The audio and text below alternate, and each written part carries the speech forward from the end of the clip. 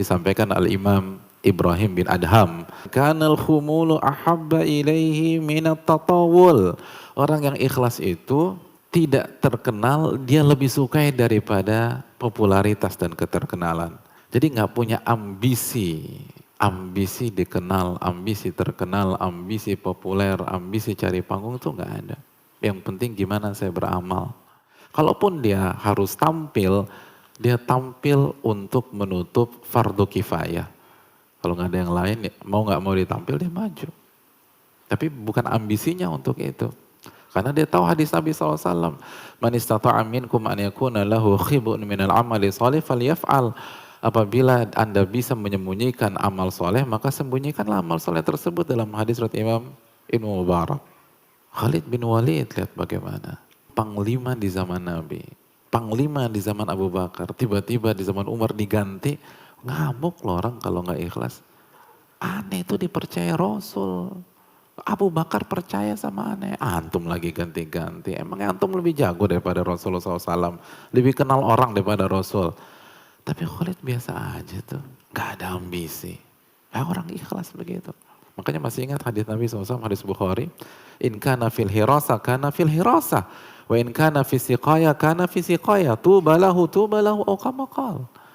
Orang yang ikhlas itu kalau ditaruh, diposisikan sebagai hirosa, penjaga perbatasan atau security atau jaga malam jadi satpam, dia kan jadi satpam, dia seneng deh.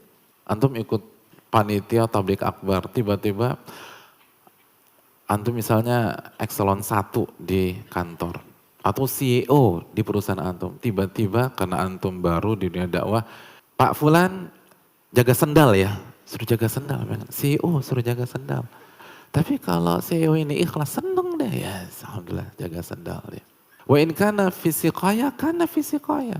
Dan kalau dia disuruh ditempatkan di seksi konsumsi, di sesi logistik, bagian nuang-nuangan air, dia seneng tuh, kana fisiqaya. Pokoknya mau ditempatkan di mana aja nggak senang. Dia nggak merasa ditikam dari belakang, dia nggak merasa disudutkan.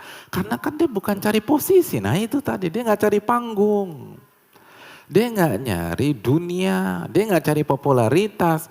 Orang akan tersinggung ketika ditempatkan jadi juru parkir, jadi penjaga sendal, dia jadi marbot, suruh jaga WC, kalau targetnya jadi ketua panitia, gitu. Benar nggak? Tersinggung. Karena miss, targetnya jadi ketua panitia nih. Targetnya jadi penerima ustadz atau penerima tamu syekh. Begitu taruh di WC, marah dia. Ya Allah taruh di WC gua. Tapi kalau tujuannya cari ridho Allah, mau di WC ke, mau di belakang ustadz ke, mau suruh jadi tukang parkir, yang penting amal saya diterima, gitu hadirin. Itu tuh karakter penuntut ilmu yang ikhlas tuh gitu. Jadi antum semakin ngaji, antum semakin lebih suka nggak dianggap orang daripada didewa-dewakan orang. Itu baru penuntut ilmu sejati. Para ulama-ulama kita tidak ada niat untuk mencatatkan diri mereka ke dalam sejarah. Tapi kenapa nama-nama mereka harum di dalam buku-buku sejarah? Itu anugerah, pemberian bonus yang Allah kasih ke mereka. Sebagaimana ucapan Al-Imam Abu Nuaim atau Abu Nuaim mensitir ucapan para ulama, man kariha syuhra shtahar, barang siapa yang tidak suka popularitas, justru beliau yang akan populer nantinya. Jadi ini bukan berarti antum nggak boleh populer, enggak. Tapi jangan punya ambisi, itu poinnya. Bottom line-nya itu ambisi. Makanya kan ketika sahabat bertanya, gimana ya Rasul kalau kita beramal lalu dipuji orang, tilka ajlu busyral mu'min, kata Nabi SAW. Itu kabar gembira seorang mukmin yang disegerakan di dunia sebelum dia dapat kabar gembira nanti di akhirat dan masuk surga.